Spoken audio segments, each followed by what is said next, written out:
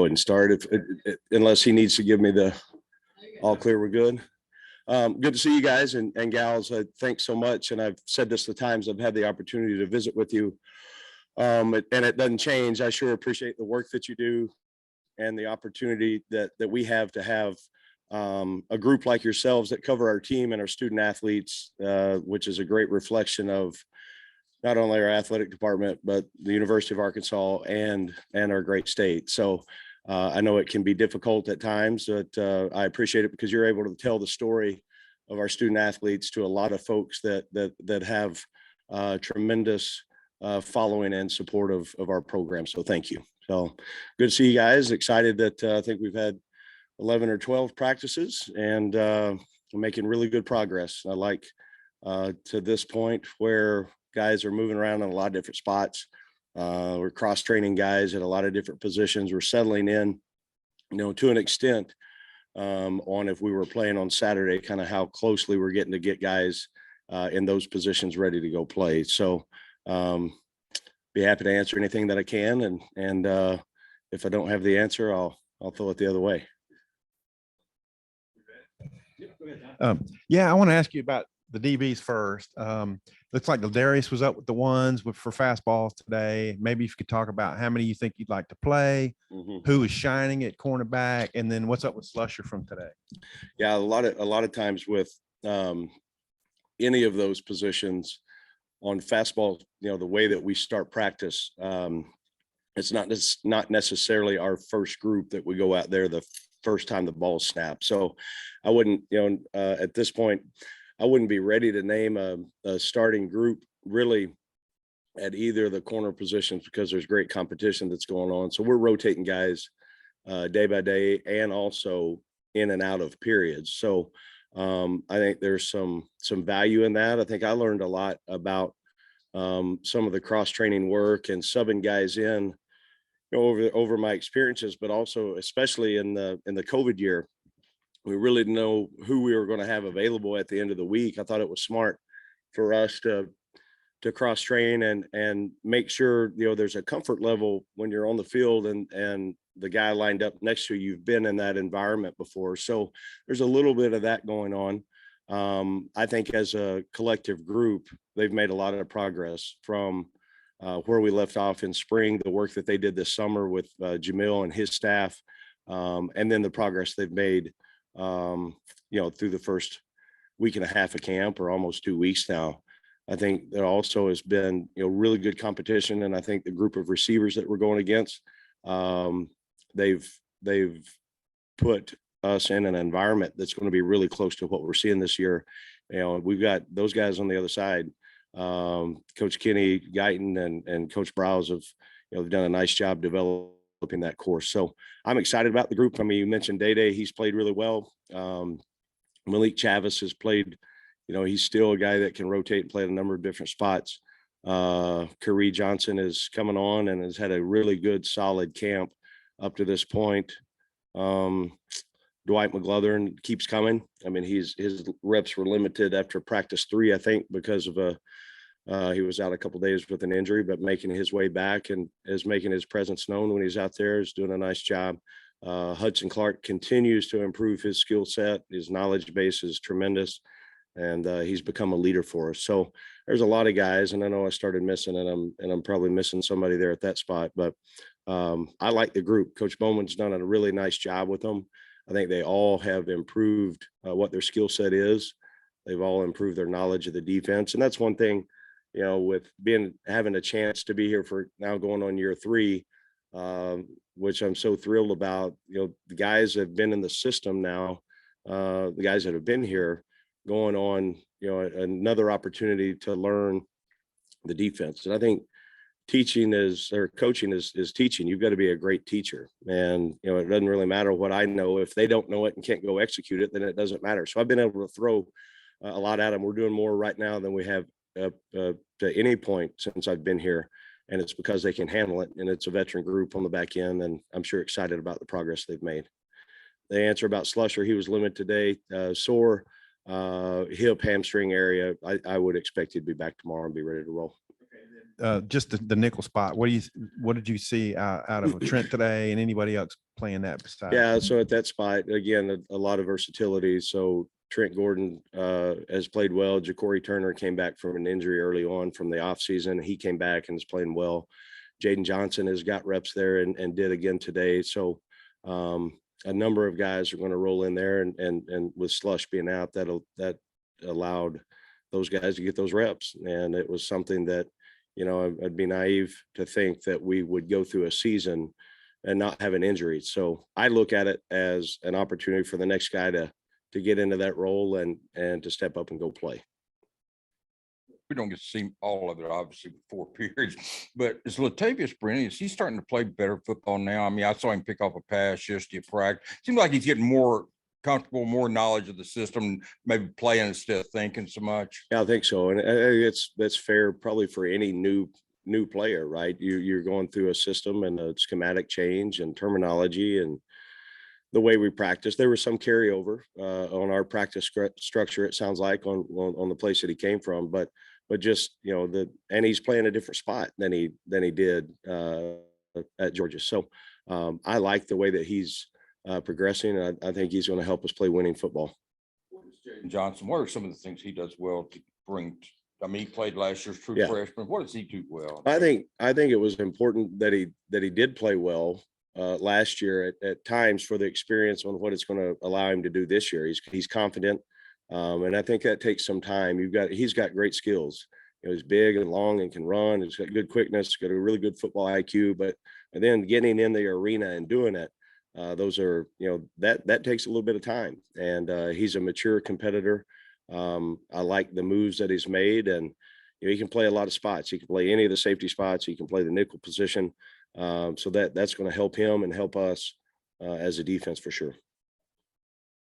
Coach, I was been meaning to ask this for a while, but the fastball periods y'all do, what is the reason behind doing that, like 4 quick plays and then getting out? And also sometimes you'll pull a guy who, may be a more regular player. Is that just to get a look without that guy in there, see how you perform, or just there's a lot of the thought and discussion that have gone into that that specific period. And I think there's a number of reasons that we do it here. And you look at the philosophy of the reason we're doing it. We need to start fast on both sides of the ball when we step into a Saturday afternoon. So that's one message that we've talked about, is trying to start fast on offense, start on defense, start on kicking. It also sets the tempo and the mood of practice, because you watch that and then we go to the first period of our individual drills. It's going at a pretty good clip, and that's by design. I think the more that we can put our guys in positions that it's as close as a game environment, the better we're going to be. And things are going to happen fast, and you're going to make a mistake at times.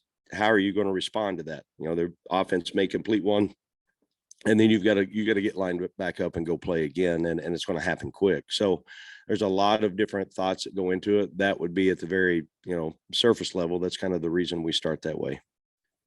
And I hope you indulge me here, because you're going to want to say every single player, every wide receiver, but I'm wondering if you could tell me 1 or 2 guys that are maybe extremely difficult for you guys to handle, that are really jumping out to you. Well, I said earlier, I think Coach Guyton and Coach Prowse has done a great job developing that group.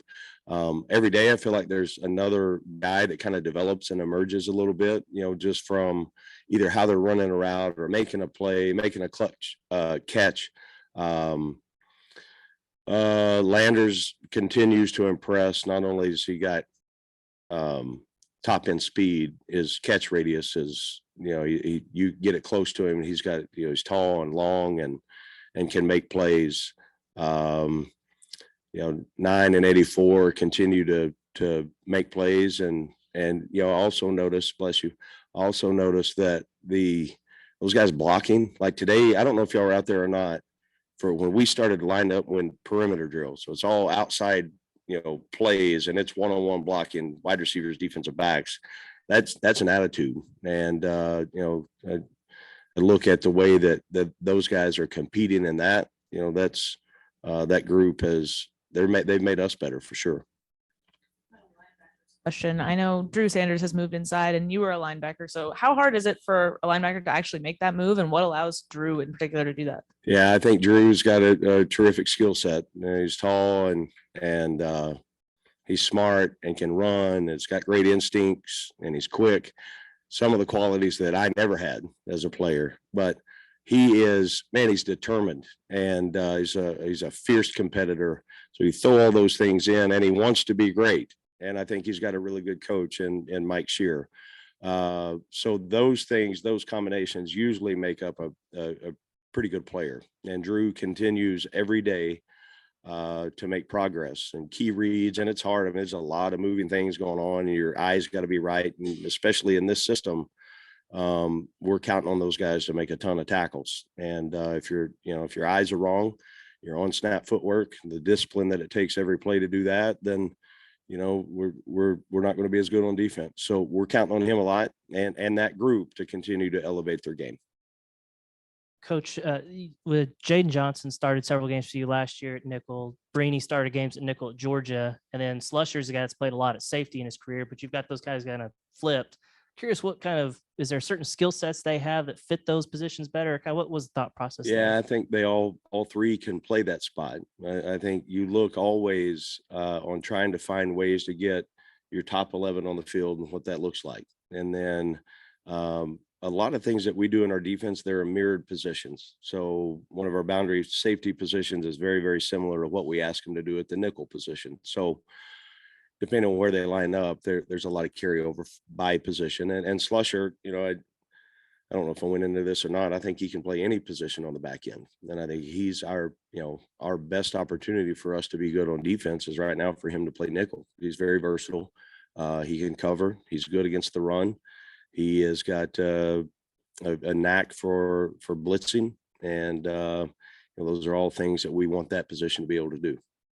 Seems like Hudson Clark has made some strides in the man-man coverage, being able to stay on receivers better. Is that an accurate assessment, you think, so far on him? Yeah, I think that's accurate, but I think they all have. Coach Bowman's done a terrific job with moving them all forward in that area on the fundamentals and the techniques and what it takes to play that position. It's hard. I mean, everybody knows you're a man-to-man coverage. If the other guy catches it, well, that guy can't cover. Well, maybe not.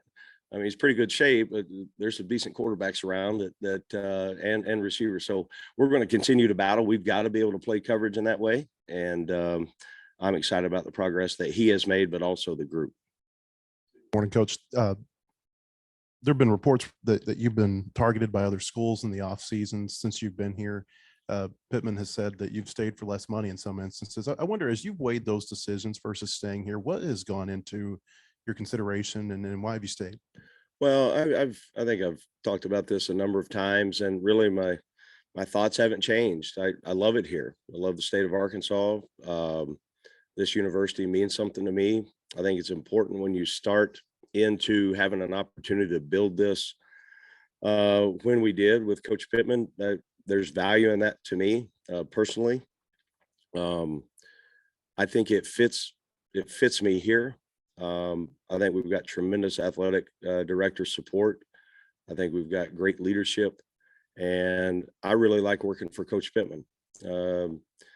Not only do I think he's a terrific leader, he's a great leader of men, and he's a great representative of our program. I'm always going to be very, very selective, and I don't need to go take a job just to say I'm going to take another one. I'm happy with where I'm at. I love coaching the defense. I really like our staff. It's fun to come to work every day.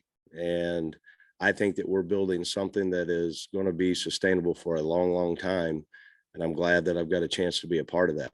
I think that we're just scratching the surface on some of the things that we're going to get done on defense and program wise. And I'm really excited to have a chance to be at the same place for 3 years in a row. That's hard to do anymore in these, kind of time. So also with that, my family loves it here. I've got a son that's going to be a senior in high school, a son that will be a sophomore, and a daughter that is a rising second grader. And she's full of energy and they're really, and my wife enjoys it, and, you know, they're healthy and they're happy.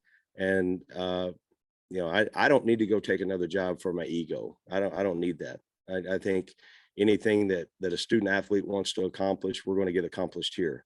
And, I'm honored and privileged and excited to have a chance to be here year 3 working with Coach Pittman and for him. 3 a few times. I mean, how much does that go into your consideration? The fact that you Say it like, again, I'm sorry. you mentioned it being your 3rd year Yeah. a few times you've been here, just being familiar with your personnel. And Absolutely. I mean, how Yeah, big is that to you? I feel indebted to my players. I mean, I feel responsible for their development. I feel responsible for them to graduate from college, and to give them a consistent driving force on what a mentor is supposed to be. And, you know, I like coaching them. They like to practice. They want to be great. And, you know, there may be a time that something happens that you can't say no to, but I'm not going out and searching for it. I really like where we are, and I like, you know, my players. I can't wait for 215, and we get a chance to see him again.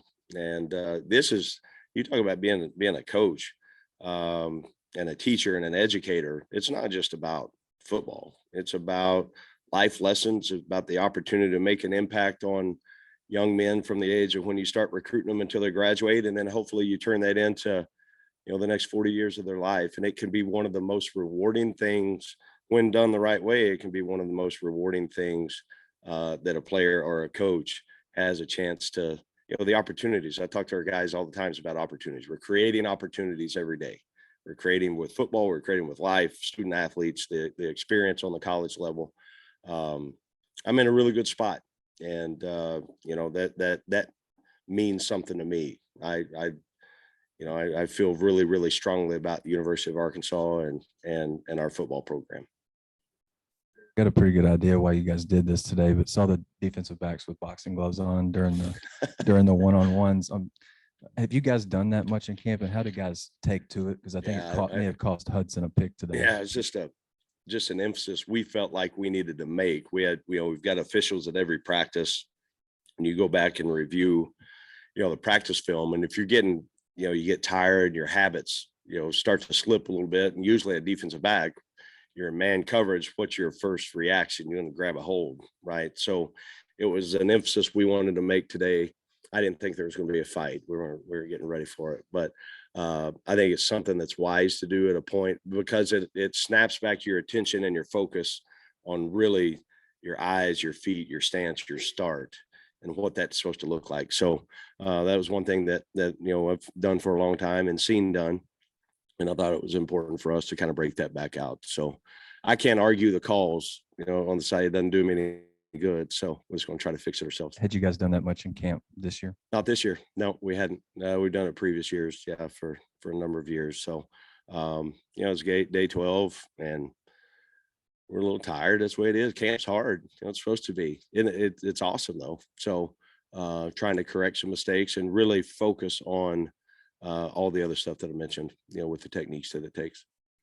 About how that drill with the boxing gloves went specifically today, what you saw out there.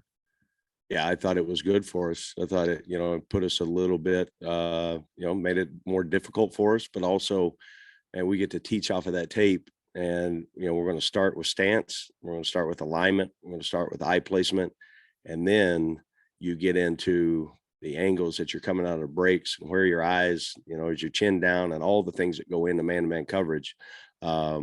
Take the hands out of it, you know, and we're going to teach everything else with that. So it'll be a beneficial thing for us to be able to teach off of this afternoon and into tonight.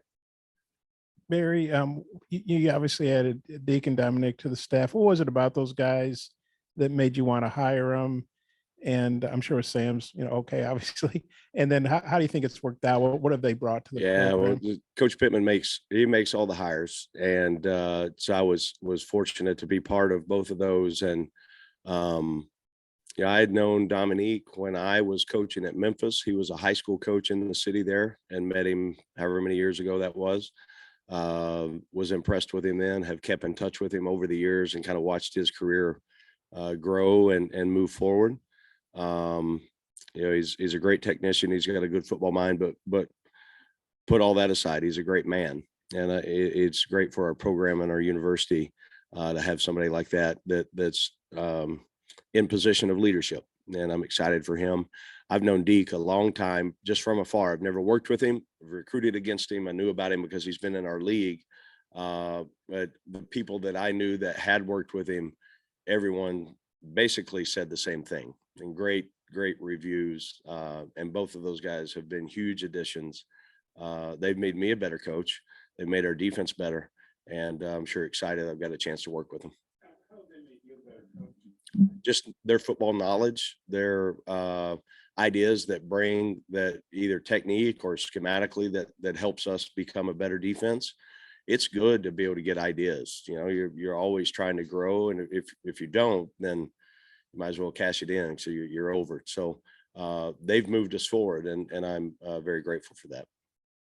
I've stole my question a little bit there, Barry, but it was more about Deke. Just you've had a different, or Sam's had a different defensive line coach each season. Do you feel like Deke has kind of solidified that position? I mean, the players come in here and they seem really high on Deke, and they feel like they're learning stuff from them. They're extra complimentary of it. Yeah, he's got a lot of experience, and he's a great teacher. And I think that he's, taking it really. You try to continue to recruit to what you're doing schematically, but also the fit to the program. Guys that come in, they take what the room is and they've got to put their stamp on it. And he's done that for sure. And I think, there's a lot of compliments that I could give what he does. He brings maturity. He's a veteran, and he brings that to work every single day. The players know what to expect. There's a standard on how he expects them to play, and he gives them the reason why. He's a tremendous teacher, a great person. So in the spring, when we talked to you, you said you were running a lot of blitzes. You wanted to see who could blitz, what the packages look like, et cetera.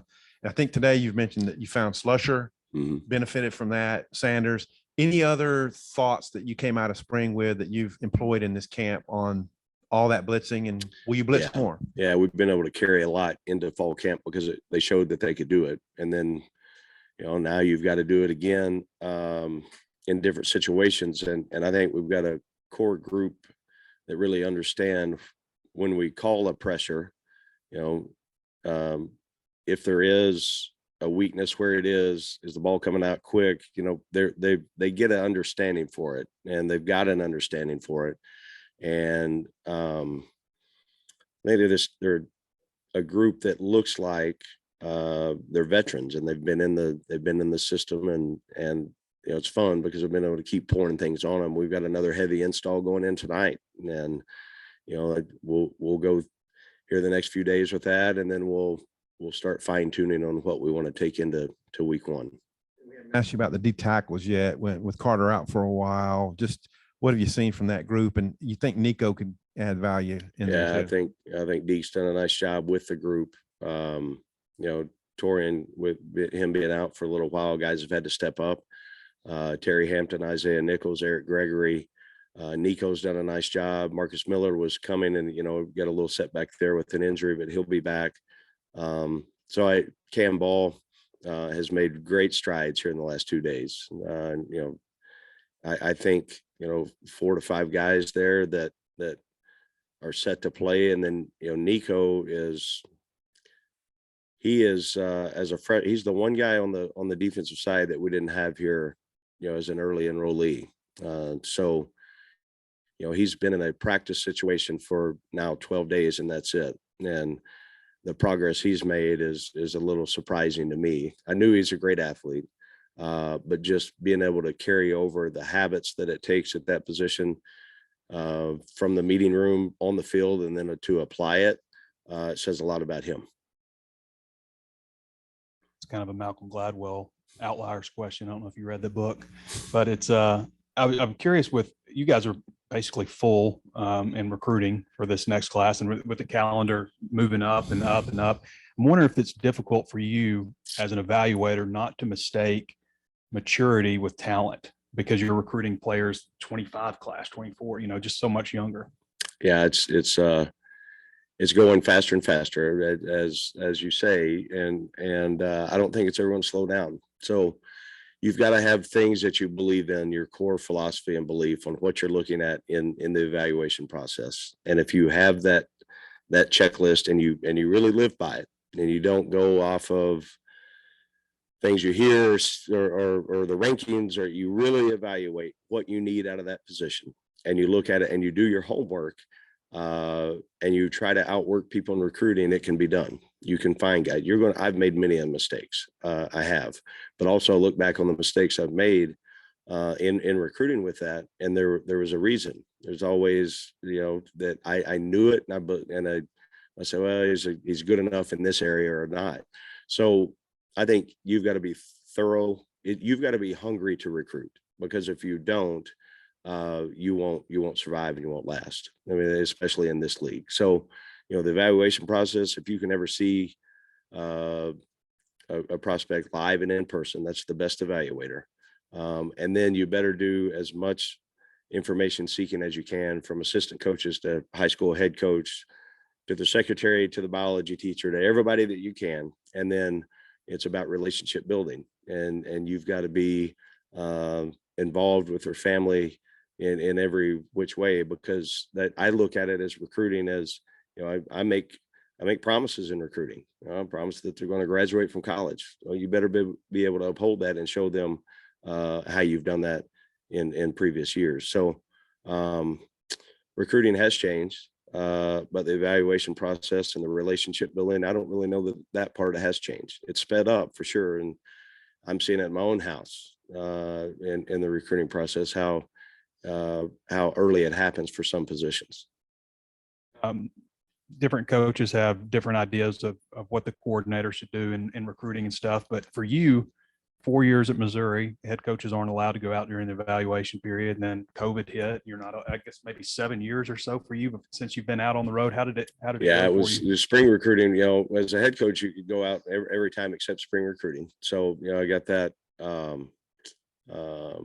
time on the road, so I was familiar with that. But the spring recruiting part, the evaluation, the summer camps. I mean, it was and the 2020 year obviously is different for everybody, but I felt like, and I've learned a lot from Coach Pittman being here, and I've learned recruiting department structure on some of those things.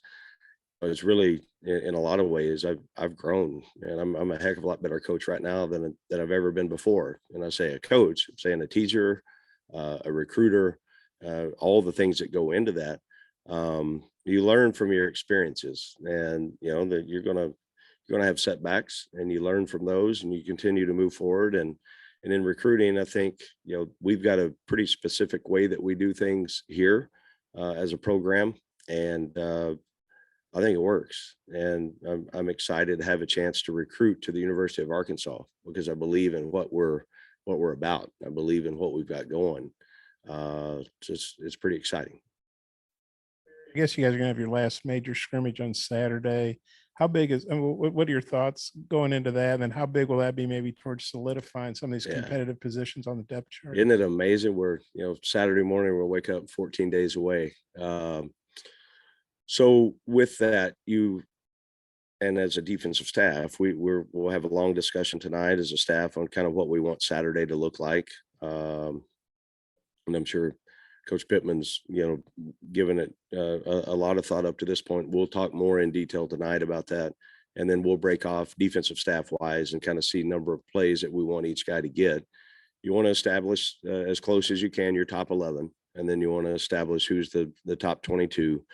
And really, you look at it at this point, if we were playing Saturday, who can help us in what positions play winning football, and who's ready to go do that. And then it's always about creating the guy behind them that there's competition, but also getting them game ready. There's a difference between performing well in a scrimmage and then performing well on September 3rd in front of 78,000 people. So a lot of discussions have got to take place between now and the end of Saturday. We won't base everything on just Saturday's performance of that scrimmage. It's a body of work from when we started to through today. And then there's guys like you earlier was mentioned Nico. you look at what he's done in the last, 4 to 5 days, think about where his progress is and where he's going to be in the next 14 days. And the development of players is so hugely important to us having success on defense. So Saturday will be exciting. It'll be exciting to add that to the other 14 or 15 days. And then we'll start making some decisions from there. A lot of your transfers are coming in from other Power Fives, OU, Alabama, LSU, et cetera. But, Hampton comes from Arkansas State. No offense to them in the Sun Belt, but the guys that have come in here said, wow, this guy's an SEC caliber player. What have you seen from him? Has he surprised you at all? And I guess his strength is something. Talks about. There's great players everywhere. And, look at Ridgeway last year was at Illinois State, playing for the Cowboys now. And there's really good players everywhere. Terry's done a terrific job. He understands the scheme. He is strong. He's got great leverage and he understands how to use it and play. He's got great get off and so he's a huge addition for us inside and really excited about, I think he can become a lot better than he is today. Has been very vocal during practices. Has he always been that way? Has he always been a, outgoing guy? Since I met Sim, first got here was a walk-on and has earned a scholarship over time. He plays with a chip on his shoulder. He is going to be, if I can talk him into it, he is going to be an unbelievable coach when football's over for him. He's got a great understanding of the game. He's a terrific leader. He's got the passion and the competitive spirit of the way you're supposed to play the game. And I trust him. And you look at him and Catalan, the way that they talk on the field and communicate, they've got, have reached an elite level on what that's supposed to look like. And the great thing about Blair is he brings it every single day. You know exactly what you're going to get. I know at 2:15 when I see him, I know exactly what I'm going to get. He's the same dude every day. And he brings such terrific value to our program. Thank you guys. Great to see you.